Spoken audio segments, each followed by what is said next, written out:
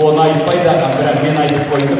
Сізге арналған келбезім әні орындайтын Қазақстанның еңбек сіңірген қайраткері Нұрболат Арзамас әні орындайсыз.